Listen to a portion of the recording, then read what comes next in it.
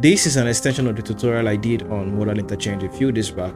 So in today's video, I'm going to be showing you how you can create patterns of complex chord progression using borrowed keys.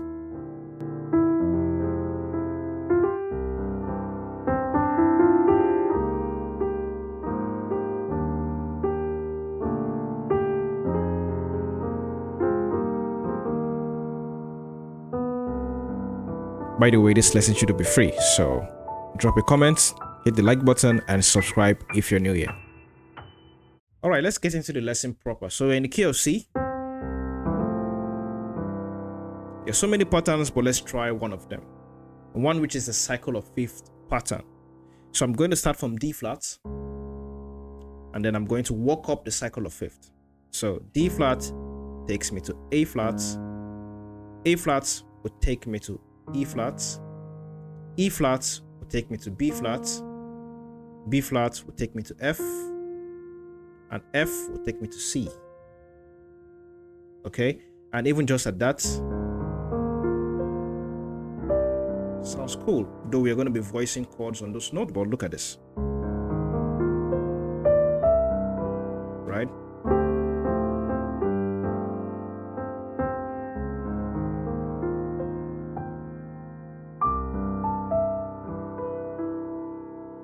Now, here's what we're going to do. We're going to voice a particular chord quality for each note. Now, again, there are several chord qualities we can use, but let's just start with one of the chord quality, which is a major 7.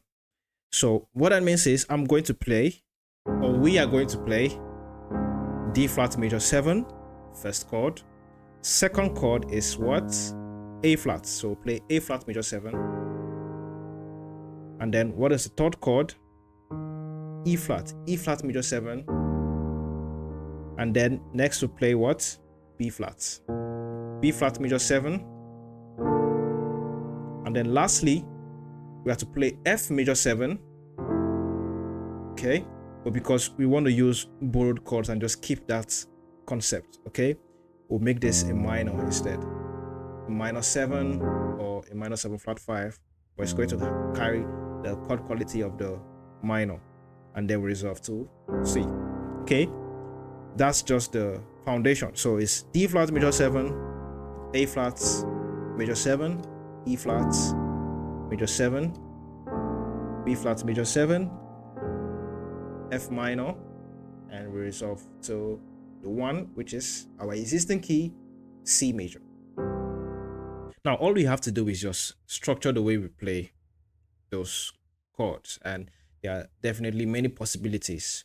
We can use different voicings, we can use substitutions, right? And we'll start simple and then we'll grade it up bit by bit. So first chord, the D flat major 7. Okay, so we can just play this way. That's the first chord. Now the second chord we can play this way, right? Now you want to be creative here, right? You want to use melodic lines that really go well. So that's the second chord, the A flat major 7, and the next chord is the E flat major 7. So let's play this way. Okay, I'm trying to keep it simple, and we'll grade it up bit by bit. E flat major 7, and then we have B flat major 7, and then finally F minor to C. See that?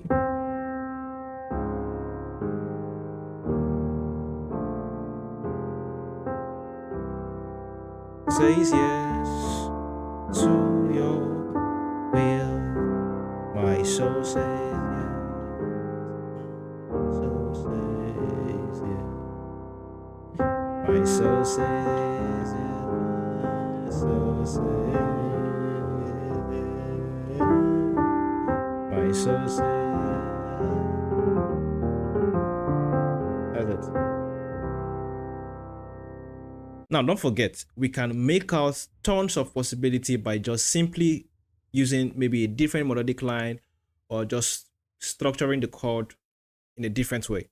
So, for example, we can include, let's say, chord substitutions. So I'm going to play D flat major 7, maybe like this, And I'm supposed to play A flat major 7, but I'm going to play F minor because I can substitute F minor for A flat major 7. The reason is because F minor is relative to A flat major 7. Okay, so now instead of A flat major 7, I can use that F minor because I'm now including chord substitutions. So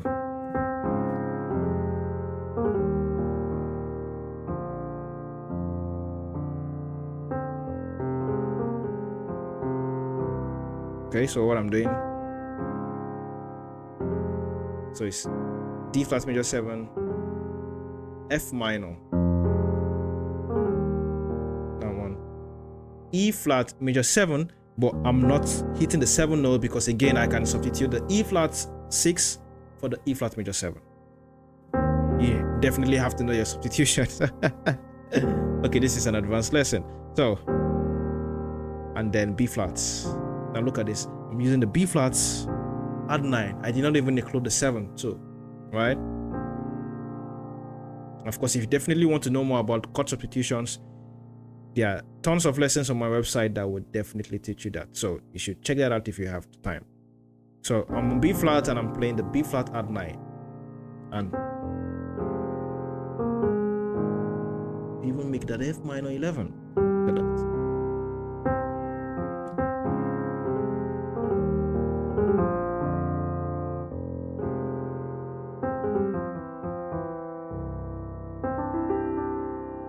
Now let's try melodic lines. So on the D flats, let's use this.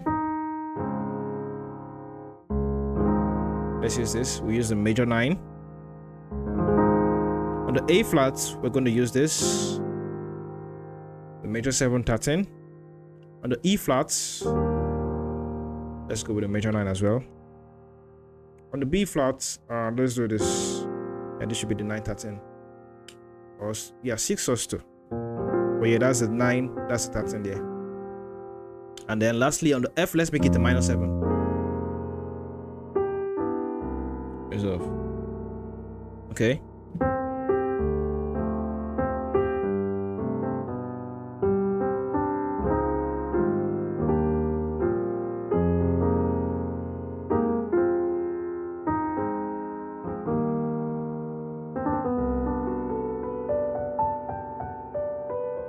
Let's try to maintain a particular melody. We'll maintain the G melody. So 2, 5. Now we'll go to the D flat and then we'll do the cycle of 5th pattern using the major 7s and chord quality. So D flats, we use this. Right? If you're on the site, you definitely know this. We talked about this in chord extensions, coloring chords, right? So that's the color I'm using on the major 7. And then on the A flat major, let's see, I can use this. Let's use this. All right, that's the major 7 sus2. The major 7 with the 9. And then on the E flats, again, I'm maintaining this melody. Okay, so we have to maintain that as the lead note. And then on B flats, let's not do something crazy, should we? Oh, yeah. Again, that chord extension there. And then on the F minor, I'm going to use the F minor 11. And look at that. So 2, 5. This.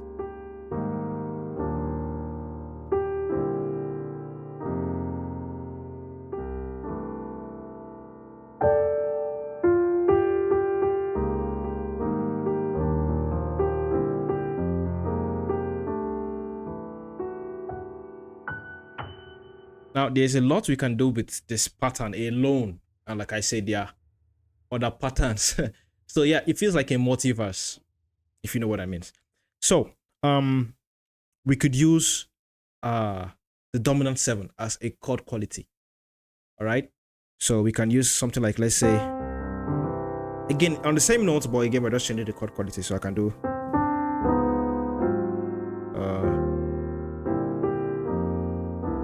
look at that. So what I did,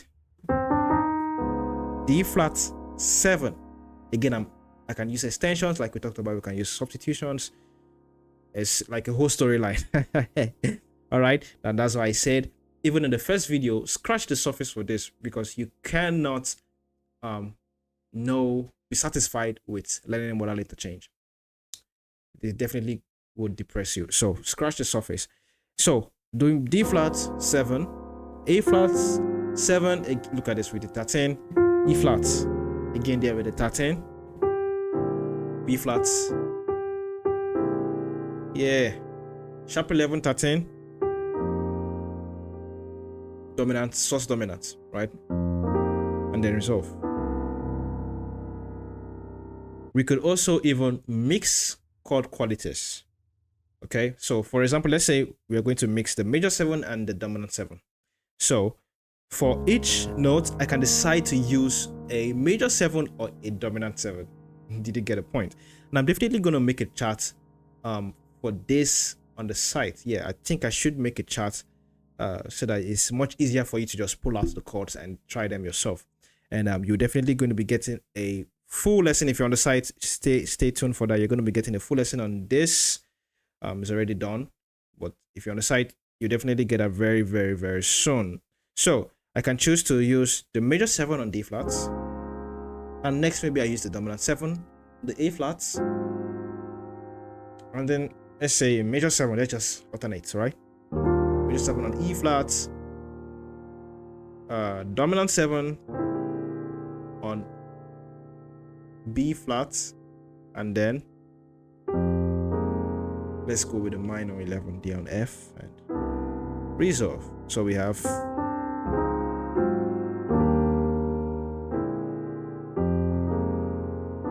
we can switch. So we can say we'll do dominant 7 on D flats, major 7 on A flats, dominant 7 on E flats, major 7 on, well, let me make this obvious. Yeah, major 7 on B flats, and then have that dominant, which is the sus dominant there on the F, and we resolve. So we have, yeah.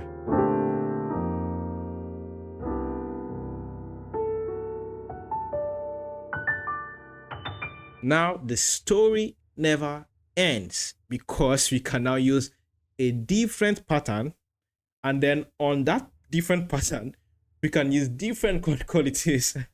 We can use the cycle of fourths. Okay, again, there are still many patterns. There's still many patterns. It's not just that. It has to do with intervals. Okay, so we can go with cycle of fourths. So we go C, F, B flat, E flat, A flat, D flat. It's like the reverse, because you know, going cycle of fifths, we went D flat, A flat, E flat, B flat, F, and landed on C. Now with the cycle of fourths, we are going C, F, B flat, E flat, A flat, D flat, and we'll come back to that C. So we can do something like this. Say this.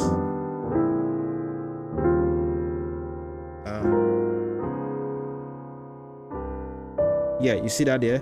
C, F dominant 7, B flat dominant 7, E flat dominant 7.